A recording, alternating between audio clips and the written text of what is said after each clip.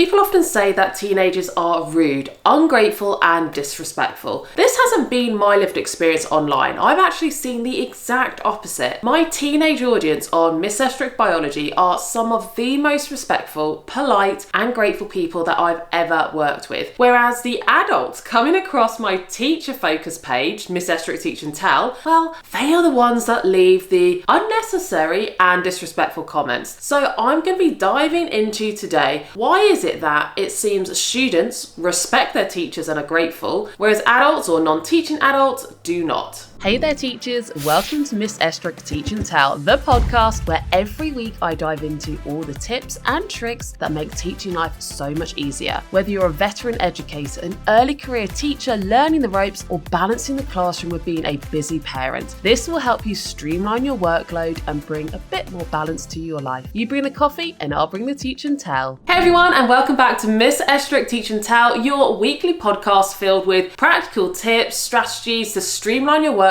and honest reflections on what teaching life is actually like. I'm your host, Katie Estruch, in a slightly different setting today because I have just got back from holiday and I'm not back at my flat yet, but I had so many episodes that I needed to film for you. Before we get into the content today though, I do have a quick favour to ask you. I've been creating these episodes for you now for almost a year, and if you have been finding these helpful, please take just 30 seconds to hit that subscribe button or follow, and it would really help boost the podcast if you could leave a 5-star review on Apple Podcast or Spotify. It really helps other teachers find this podcast and join the community. So thank you so much in advance if you're able to do that. So today's episode is more of a reflection rather than a step-by-step strategy video, but I think it's a really important conversation to have. And I want to talk to you about the difference that I've noticed between my two audiences, because I have my student-facing platform where most of my followers are aged 16 to 24, where I'm teaching GCSE and A-level biology online. And I have my teacher-facing platform, which is mainly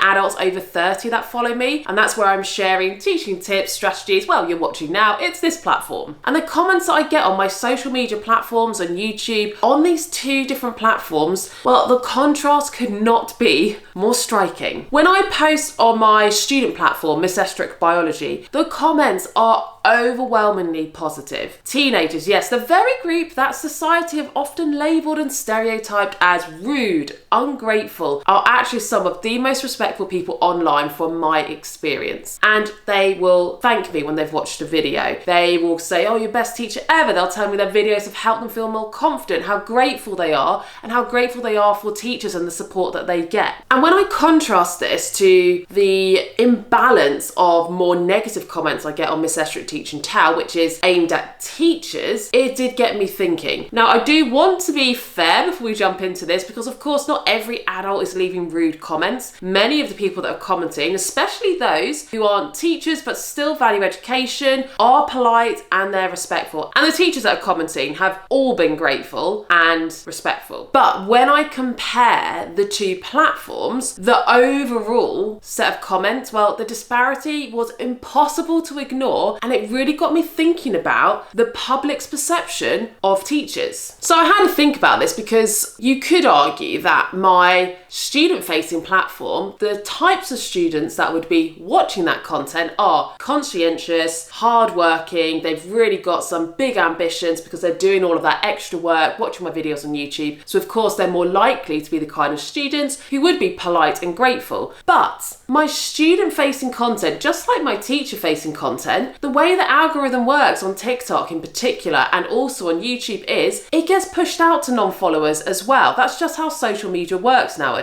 So it's not just your niche, your core audience that sees your content. And this is where the big disparity comes in, because for my biology focused content teaching students, even when that gets posted out to non-followers who are adults who aren't taking biology, they will either just not leave a comment, or they still leave a grateful comment or an interested in the biology comment, or this looks good, I wish I had this kind of help when I was a student sort of comment. Whereas the difference here is on my Teach and Tell platform, my direct audience I'm aiming it at and my followers, so teachers, they will be the ones that leave positive, respectful, grateful comments. But it's the non-followers that it gets pumped out to on TikTok and YouTube. this is then when I get the inappropriate comments. And I hate to point out differences between sexes, but yes, it is mainly adults leaving the negative comments, but it's also mainly adult males leaving the comments. So when I post my teacher-focused content, the moment it hits the non-followers, as I said, especially the non-teachers, adults, and in particular males for some reason, that's when the negativity starts and suddenly the tone changes. I'll get comments calling teachers pathetic, lazy, or when I'm doing strategy and tips and tricks about how to use Google Forms or Outlook to the best of your ability to streamline your workload. Comments like,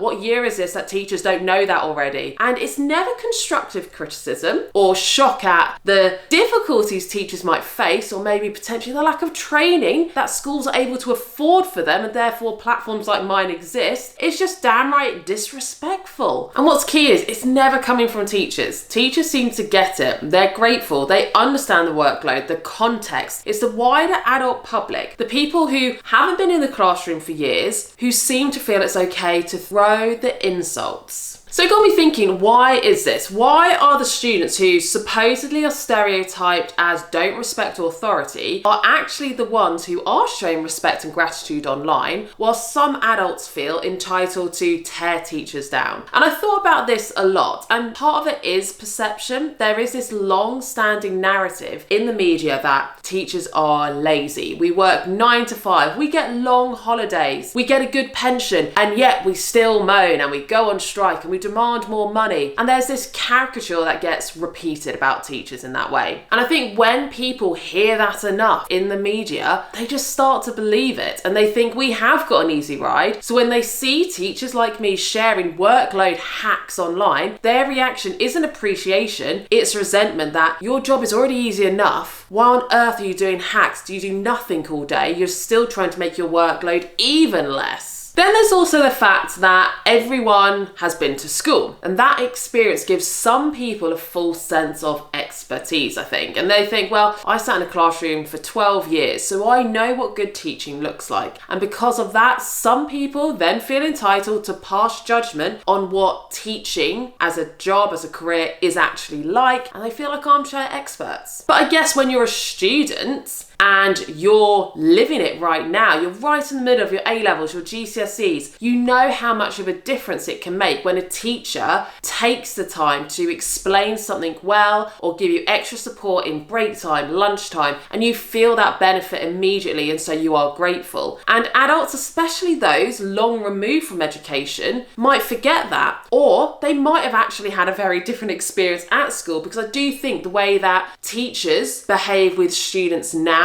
probably is different to maybe 20, 30, 40 years ago when the adults that are commenting were at school, and maybe they didn't get that level of support. Maybe teaching was a lot more chalk and talk, so they do see it as, what are you actually preparing before your lesson? You're just standing there delivering. There's really not that much you need to do, and my job in life is so much harder. Now, these are obviously the extremes that I'm picking out here, and this is not every adult, this is not every non-teacher adult, and this might not even be the reason, but I was just starting to think, what could the reason be? Because I know that on my two platforms, obviously it's me, I look the same, I talk the same, my style is the same, so I don't think it's anything personal, and the comments are never personal. It is always literally about teachers, and that's why I think that must be the key difference, is the comments are because of the way some people in the public feel towards teachers. And I'm not the only one that's noticed this. You might already listen to the podcast Teach, Sleep, Repeat with Hayden and Dylan, and they did such a great episode on something very similar to this relatively recently. It might have been a month or two ago, exploring this exact issue, why the public don't seem to have a positive view of teachers. And yes, I realise that is a very generic overview. It's not all of the public, but there is a large voice in the public that do have a negative perception around teaching. And if you haven't listened to their podcast episode, I'll link that in the description as well, because I highly recommend you check it out, because they unpack some of the same narratives here that I've gone through, looking at the impact of the media, family, public perception, and just this respect for the profession. So where does this actually leave us then? For me, it's a reminder that we shouldn't buy into stereotypes, because young people aren't always being rude or ungrateful, and adults aren't always being respectful. And And my lived experience tells me that complete opposite side, that teenagers are the ones that are respecting teachers, and it's the adults that are non-teachers outside of the profession that are not having the respect for teachers. And that shift in respect is something worth thinking about as a society. Now, as for me, does that change anything I'm going to do? No, not at all, because I think that the value I'm bringing to students is worth my time, and the value that I'm bringing to teachers is worth my time. And if I'm getting negative comments, that doesn't actually bother me, because number one, thank you for the comments, it boosts the video to even more people, it actually helps the algorithm. And number two, obviously going out here on YouTube, I know I'm putting myself out there, that is a risk that you are willing to take. But what does bother me is that this feeling towards teachers is still existing, because this is preventing potentially more things developing in the education system, and it's developing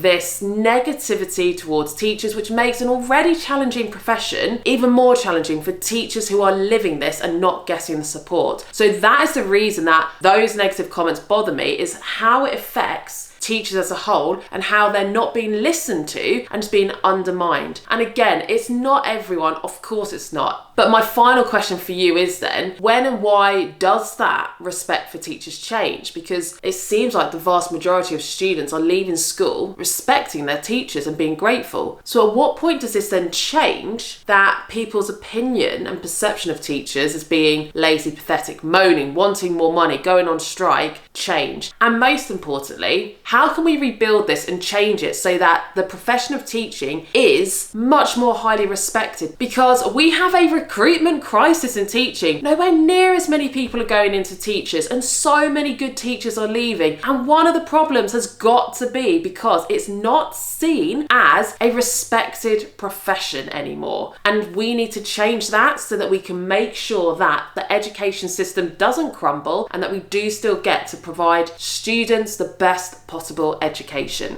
I would love to hear any of your views and thoughts on this. Whether you agree with me, disagree, put it in the comments. Let's have a debate, let's have a discussion. But overall, thinking about what could we do to try and rebuild this, because we need to make sure that the education system is solid and we are keeping and recruiting good teachers. But that is it for today's reflective episode of Miss Estruch Teach and Tell. And before you go, if you do have time, hit that subscribe button, and I'd love if you could leave a 5-star review if you've been finding these podcast episodes helpful, because it really does make a difference in getting this podcast out to more teachers who need that support and to be heard. But that's it for this episode. I'll see you next week.